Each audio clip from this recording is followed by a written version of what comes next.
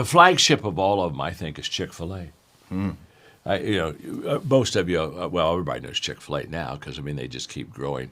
And I've been very close to the Cathy family since the early 90s, when they were really starting out.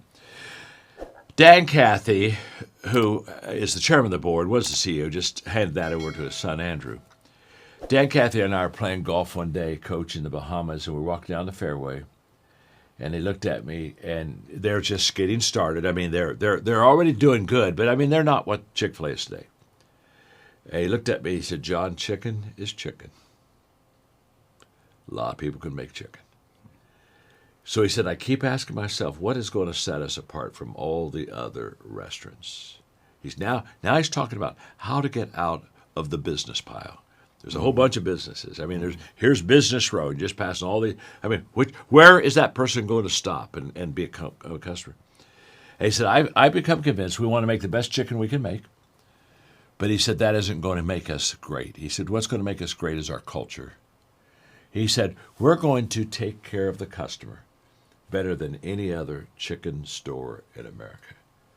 And he said, he started with the vocabulary. It's my pleasure. I mean, and the training. And so what they did, they were already making great chicken. But there's there's 5 or 6 places you can go get some good chicken. Mm-hmm. But their culture, the way they treat the customer, the speed of going through that drive-through, the excellence, all that stuff, it sets them completely apart. And I think it's a great example in the business world of you've got to ask yourself all the time, how do I get out of the people pile? How do I get out of? I mean, there's a whole bunch of other companies that are competitors of ours. How do I distinguish that difference?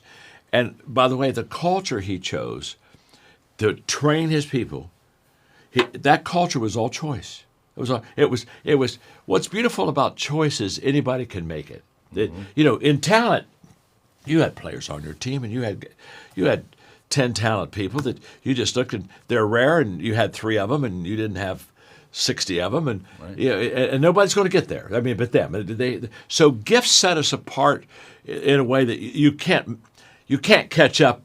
If I'm a 3 and they're 10, I can't be a 10. Maybe I can be a 5, but I'm not. So you can't catch up. But with choices, you can catch up. Right. With choices, you can make it up. And all of a sudden, that becomes the difference maker. I always say, if you can make it up, it'll be a difference maker. And if you can't make it up, it won't be a difference maker. And so in things like talent, there are just some things I just say, they have it, I don't have it. I'll applaud them. Hey, I'm going to try to make them better, but they're the star, not me the star. But when it comes to choices, you can be the star. And Dan Cathy with Chick-fil-A, he said, we're going to have the best culture. We're going to serve the customer, the clients, the very best. We're going to put a flower on the little table. I know it's a fast food place. I got it, but we're going to put a flower